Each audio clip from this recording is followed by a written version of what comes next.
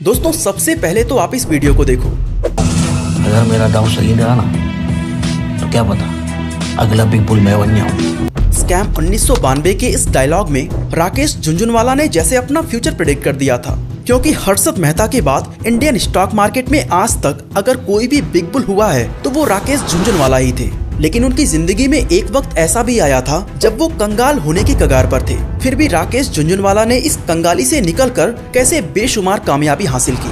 14 अगस्त 2022 को जब ये बिग बुल दुनिया को छोड़कर गया तब उनकी नेटवर्थ 5.8 बिलियन डॉलर्स यानी कि करीब 45,000 करोड़ रुपए की थी। किसी ने सपने में भी नहीं सोचा था कि आज से 39 साल पहले महज 5,000 रुपए जेब में लेकर निकला हुआ 25 साल का लड़का आने वाले समय में इंडियन स्टॉक मार्केट का किंग बन जाएगा। तो सवाल उठना लाजमी है कि Rakesh ji Indian stock market के सबसे बड़े इन्वेस्टर कैसे बने और वो कौन सा मोमेंट था जो उनकी लाइफ का सबसे बड़ा टर्निंग पॉइंट साबित हुआ। चलिए जानते हैं आज के इस वीडियो में। दोस्तों हमारी कहानी की शुरुआत होती है जब हैदराबाद के एक इनकम टैक्स ऑफिसर राधेश्याम के घर राकेश झुनझुनवाला का जन्म होता है।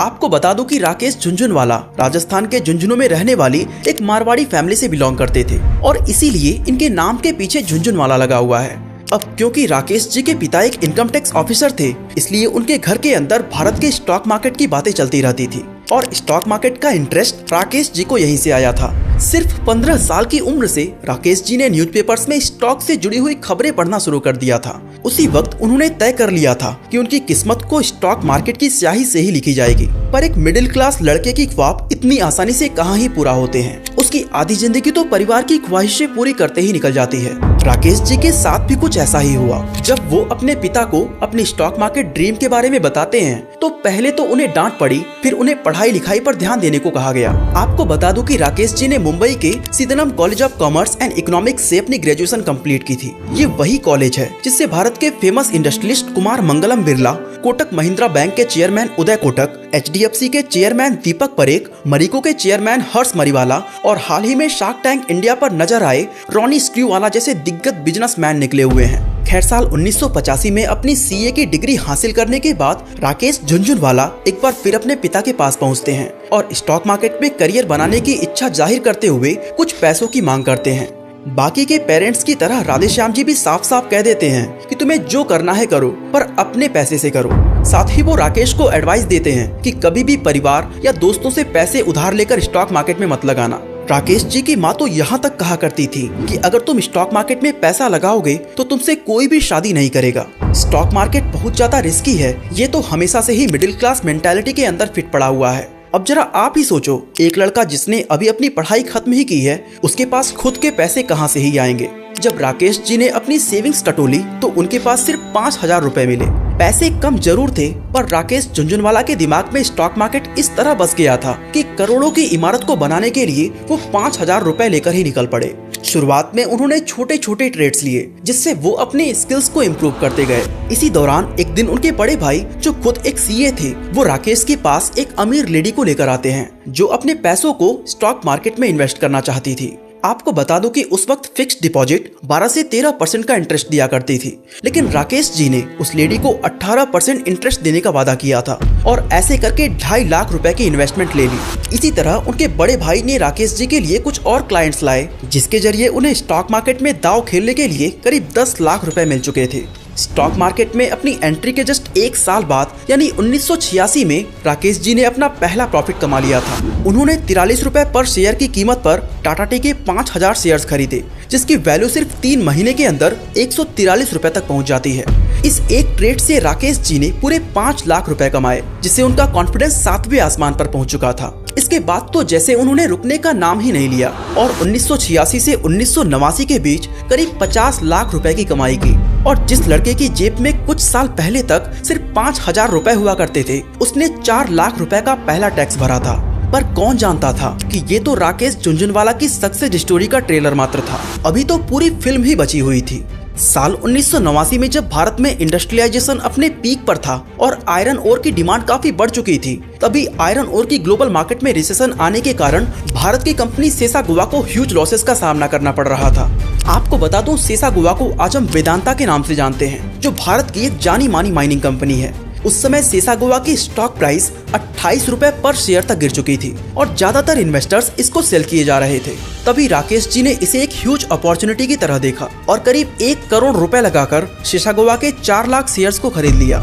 राकेश जी को अपने ऊपर कितना कॉन्फिडेंस था, इसे आप इस बात से समझ सकते हो कि इस 1 करोड़ रुपए में कुल 50 लाख तो उनकी आज तक की पूरी कमाई थी और बाकी के 50 लाख उन्होंने उधार लिया हुआ था। इसमें रिस्क का फैक्टर बेहद ही हाई था, लेकिन वो डायलॉग है ना, रिस्क है तो रिस्क है। राकेश झुनझुनवाला का फैसला सही साबित हुआ और कुछ ही समय में सेसागोवा ने जबरदस्त रिटर्न्स दिए, जिससे साल 1989 में ही उनकी नेटवर्थ 2.5 करोड़ रुपए को टच कर चुकी थी। अब आप सोच रहे होंगे कि राकेश जी को इतना कॉन्फिडेंस आया कहां से? वेल, इसका जवाब जानने के लिए हमें साल 1985 में जाना होगा, जब राकेश झुनझुनवाला ने स्टॉक मार्केट में कदम रखा था।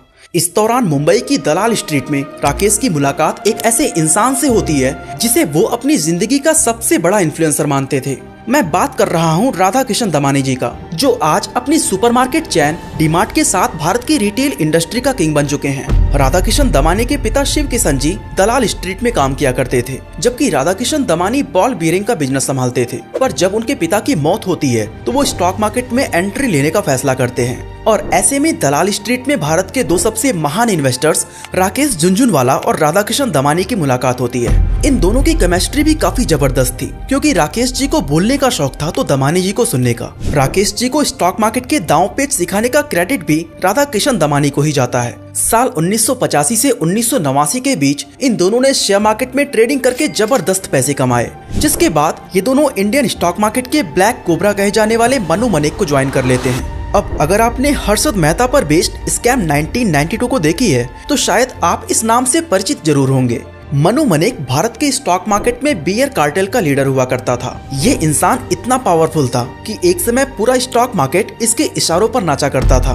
पर फिर इसका पाला पड़ता है हर्षद मेहता से, जिसने मार्केट में ऐसा बुल रन मचाया कि मनु मनेक को जबरदस्त लॉस हुआ। अब अगर आप बुल और बियर मार्केट जैसे शब्दों से कंफ्यूज हो रहे हैं तो सिर्फ इतना समझ लो कि शेयर मार्केट के जरिए 2 तरह से पैसे कमाए जा सकते हैं। कुछ लोग शेयर की कीमत बढ़ने पर पैसे कमाते हैं तो इसे बुल मार्केट कहा जाता है, पर स्टॉक मार्केट में आप शेयर की कीमत कम होने पर भी कमा सकते हो, जिसे शॉर्ट सेलिंग कहा जाता है। और जब शेयर्स की कीमत लगातार नीचे जा रही होती है तो इसे हम बियर मार्केट कहते हैं। अब ये सब मैं आपको इसलिए बता रहा हूँ क्योंकि हमारी आगे की कहानी में इन वर्ड्स का काफी इम्पोर्टेंट रोल होने वाला है। मनु मनेक को ज्वाइन करने के बाद राकेश और राधा किशन जी ने भी शॉर्ट सेलिंग शुरू कर दी, पर हर्षद मेहता ने अपना शातिर दिमाग लगाकर बैंक से इतने पैसे उठा लिए कि मार्केट को नीचे गिरने ही नहीं दिया और तीनों को शॉर्ट सेलिंग में अच्छा खासा लॉस झेलना पड़ा। लेकिन फिर 1992 में हर्षद मेहता स्कैम दुनिया के सामने आता है, जिसकी वैल्यू करीब 30,000 करोड़ की थी, जिससे इंडियन स्टॉक मार्केट पूरी तरह से हिल चुका था। राकेश झुनझुनवाला इस मौके का पूरा फायदा उठाते हैं और शॉर्ट सेलिंग करके कुछ ही समय में 30 से 35 करोड़ रुपए कमा लेते हैं। और ये राकेश जी के स्टॉक मार्केट करियर का टर्निंग पॉइंट भी था, इसलिए नहीं क्योंकि उन्होंने बहुत सारा पैसा कमाया, बल्कि इसलिए क्योंकि इसके बाद राकेश ने स्टॉक ट्रेडिंग से किनारा कस लिया था। राकेश जी अच्छे से जानते थे कि हर्षद मेहता स्कैम के कारण मार्केट कुछ समय के लिए नीचे तो जा रहा है, पर इंडियन स्टॉक मार्केट आने वाले समय में तेजी से ग्रो करने वाला है और इसे कोई बियर कार्टेल नहीं रोक सकता। और उनकी ये बात 100% सही साबित हुई। 1990 के दशक में जो सेंसेक्स करीब 1000 पॉइंट्स पर था, वो आज 74,000 पॉइंट्स को क्रॉस कर चुका है। दोस्तों, ऐसे में हमें पता चलता है कि स्टॉक मार्केट फ्यूचर में हमेशा बढ़ेगी ही, और इसलिए मैं लोगों को कहता हूँ कि आप भी स्टॉक मार्केट में इन्वेस्ट किया करो।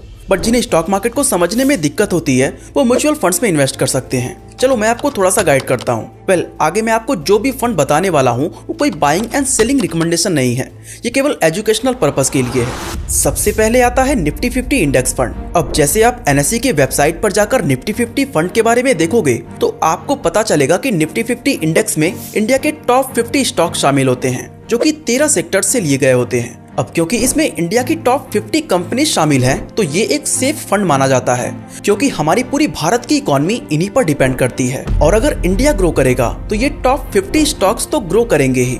सेकंड नंबर पर आता है Nifty non cyclical consumer index fund. अब अगेन आप NSE की वेबसाइट पर जाकर इस फंड के बारे में पढ़ोगे तो इसमें आपको टॉप 30 कंपनीज मिलेंगी जो नॉन साइक्लिकल इंडस्ट्री से बिलोंग करती हैं। अब आपको पहले साइक्लिकल कंपनी और नॉन साइक्लिकल कंपनी में फर्क पता होना चाहिए। वेल, साइक्लिकल इंडस्ट्री वो होती हैं जिनके प्रोडक्ट्स की डिमांड तब बढ़ जाती है जब इकोनॉमी अच्छी चल रही होती है, बट वहीं अगर इकोनॉमी डाउन जाने लगे तो इनकी भी डिमांड कम हो जाती है। मतलब साइक्लिकल कंपनीज ज्यादा वोलेटाइल होती हैं, जैसे ऑटोमोबाइल एंड मैन्युफैक्चरिंग सेक्टर। अब वहीं पे आती हैं नॉन साइक्लिकल कंपनीज जो इकोनॉमी पर डिपेंड नहीं करती हैं और हमेशा ही स्टेबल रहती हैं, जैसे कंज्यूमर गुड्स इंडस्ट्री। अब मान लो कि जीडीपी ग्रो हो रही है, तब तो लोग 4 व्हीलर लेना पसंद करेंगे ही, बट जब जीडीपी डाउन जाएगी तब लोग इसे अवॉइड करने लगेंगे। वही जो डेली कंज्यूम करने वाले गुड्स हैं, जैसे टूथपेस्ट एंड बिस्किट, ये तो चाहे जीडीपी की ग्रोथ हो रही हो या नहीं, आप इन्हें यूज करना थोड़े ना छोड़ दोगे। मतलब नॉन साइक्लिकल कंपनीज जीडीपी पर डिपेंड नहीं करती, इसलिए इनमें वोलेटिलिटी भी काफी कम होती है।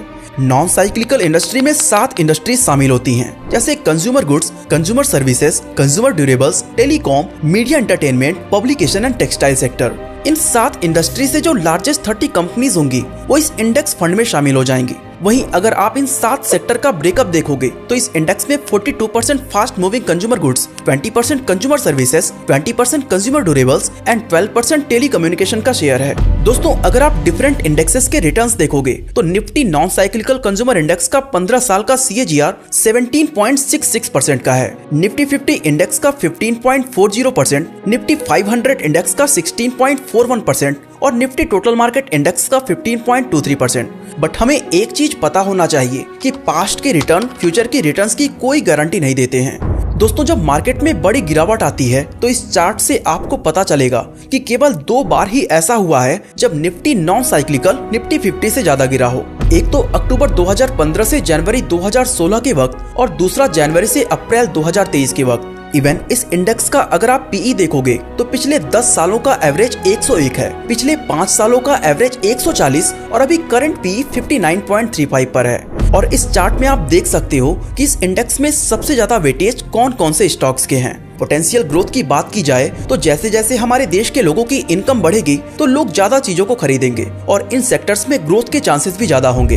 तो अगर आप एक स्टेबल रिटर्न चाहते हो जिसमें रिस्क भी कम हो तो इस फंड के बारे में सोच सकते हो। अगेन मैं कहना चाहूंगा कि ये कोई बाइंग एंड सेलिंग रिकमेंडेशन नहीं है। मनु मनेक से किनारा करने के बाद साल 1992 में Rakesh ji rare enterprises private limited नाम की एक कंपनी की शुरुआत करते हैं। यहाँ रेयर में RA का मतलब राकेश से है और RE का मतलब रेखा से। रेखा राकेश जी की पत्नी है जिनसे उनकी शादी साल 1987 में हुई थी। वैसे इन दोनों से जुड़ी एक जबरदस्त कहानी है जिसे राकेश झुनझुनवाला ने अपने एक इंटरव्यू में शेयर किया था। रेखा जी एक अमीर फैमिली से बिलोंग करती थी। उनके घर में AC और कार जैसी सारी सुख सुविधाएं मौजूद थी, पर राकेश जी के घर कोई AC नहीं था जिसकी मांग उनकी पत्नी अक्सर किया करती थी। बात है साल 1990 की, जब VP सिंह भारत के प्रधानमंत्री हुआ करते थे और फाइनेंस मिनिस्ट्री की जिम्मेदारी मधु दंदावटे के कंधों पर थी। राजीव गांधी की मौत के बाद जिस सिचुएशन में नई सरकार बनी थी और VP सिंह की पिछली नीतियां जिस तरह की रही थी, उन्हें देखकर इन्वेस्टर्स को 1990 के यूनियन बजट पर बिल्कुल भी भरोसा नहीं था। उन्हें लगता था कि VP सिंह की सरकार का ये बजट बिजनेसेस को बिल्कुल भी सपोर्ट नहीं करने वाला, जिस कारण स्टॉक मार्केट बहुत ही तेजी से गिर रहा था और अच्छी कंपनीज के स्टॉक्स तो जैसे कौड़ियों के भाव बिक रहे थे। पर राकेश झुनझुनवाला का कुछ अलग ही मानना था। राकेश जी अच्छे से जानते थे कि VP सिंह एक बिजनेस फैमिली से बिलोंग करते हैं और वो ऐसा बजट कभी ला ही नहीं सकते जो बिजनेसेस को नुकसान पहुंचा दे। इसलिए उस दिन जैसे ही 6 बजे स्टॉक मार्केट खुलता है, राकेश जी ट्रेडिंग स्टार्ट कर देते हैं और 9 बजे जब स्टॉक मार्केट क्लोज होता है, उस समय तक उनकी नेटवर्थ 3 करोड़ से बढ़कर 20 करोड़ रुपए हो चुकी थी। और फिर उसी रात राकेश जी अपनी वाइफ के लिए AC लाते हैं। अब देखो, ऐसा नहीं है कि राकेश जी के पास उससे पहले AC के लिए पैसे नहीं थे, पर उन्होंने ये स्टोरी हमें इसलिए बताई कि जब भी आपको कोई बड़ी चीज परचेज करनी हो तो आप अपनी सेविंग्स में से पैसे मत निकालो, बल्कि सेविंग्स को अच्छी तरह से इन्वेस्ट करो और उस इन्वेस्टमेंट से जो प्रॉफिट जनरेट होता है उससे अपने शौक को पूरा करो। खैर, कहानी पर वापस लौटते हैं और बात करते हैं रेयर एंटरप्राइजेस की, जो राकेश और रेखा जी के स्टॉक पोर्टफोलियो को मैनेज करने के लिए बनाई गई थी। यही वो कंपनी है जिसके जरिए राकेश जी ने ट्रेडिंग से लॉन्ग टर्म इन्वेस्टिंग की ओर कदम बढ़ाया था। लेकिन अब सवाल ये उठता है कि क्या उन्हें इस नए अप्रोच में सक्सेस मिली? इसका जवाब जानने के लिए वीडियो को फास्ट फॉरवर्ड करते हुए साल 2003 में आते हैं, जब राकेश जी 40 रुपए की कीमत पर टाइटन के 4 करोड़ से भी ज्यादा शेयर्स को खरीद लेते हैं। कुछ ही दिनों में टाइटन का एक शेयर 80 रुपए को पार कर जाता है और राकेश जी को जबरदस्त प्रॉफिट होता है। पर वो अपने शेयर्स को अभी भी नहीं बेचते क्योंकि उन्हें विश्वास था कि टाइटन की गाड़ी अभी भी रुकने वाली नहीं है। लेकिन किसको पता था कि किस्मत का पहिया अब उल्टी करवट लेने वाला है।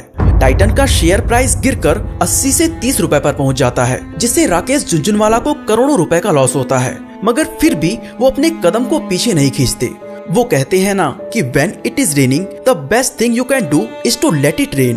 आसान शब्दों में कहूँ तो जब आपके दिन खराब चल रहे हो तो हाथ पैर मारने की बजाय बुरे दिनों के गुजरने का इंतजार करो।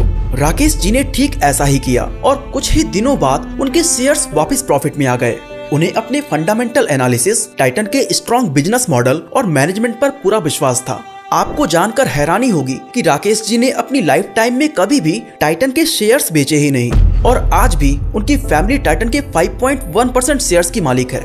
जिस टाइटन के एक शेयर को उन्होंने 40 रुपए में खरीदा था वो मल्टी बैगर साबित हुआ और आज इस कंपनी के एक शेयर की प्राइस 3600 रुपए से भी ज्यादा है। इसके बाद उन्होंने ल्यूपिन, क्रिशिल, प्राज इंडस्ट्रीज और स्टार हेल्थ जैसी कंपनीज में भी इन्वेस्टमेंट की और कई गुना रिटर्न्स कमाया। स्टॉक मार्केट की इसी सक्सेस के कारण लोग उन्हें बिग बुल भी बुलाया करते थे। साथ ही इन्हें भारत का वॉरेन बफेट भी कहा जाता है क्योंकि इन दोनों के ही सक्सेस के पीछे वैल्यू इन्वेस्टिंग का बहुत बड़ा हाथ था। आप टाइटन के एग्जाम्पल से ही समझ सकते हो, राकेश झुनझुनवाला को अच्छे से पता था कि टाइटन के फंडामेंटल्स बेहद ही स्ट्रॉन्ग हैं, जिसके शेयर प्राइस उसके एक्चुअल वैल्यू से काफी कम थी एंड इसीलिए उन्होंने मौका देखकर टाइटन के शेयर्स को होल्ड करके बैठ गए। हालांकि दोस्तों उन्होंने अपने करियर में कई बड़ी गलतियां भी की हैं, जिसमें से उनकी सबसे बड़ी miscalculation Dewan housing and finance limited यानी कि DHFL को कहा जाता है। साल 2013 में उन्होंने इस कंपनी में 34 करोड़ रुपए इन्वेस्ट किए थे और साल 2019 में DHFL ने कई लोन डिफॉल्ट्स किए और इनका शेयर प्राइस 97% से गिर गया। DHFL में इन्वेस्ट करने के ठीक एक साल पहले राकेश जी ने एक और real estate firm DB realty में भी इन्वेस्ट किया था, जो कि कोविड पैंडेमिक को नहीं झेल सकी, जिससे उसके इन्वेस्टर्स को जबरदस्त लॉस हुआ।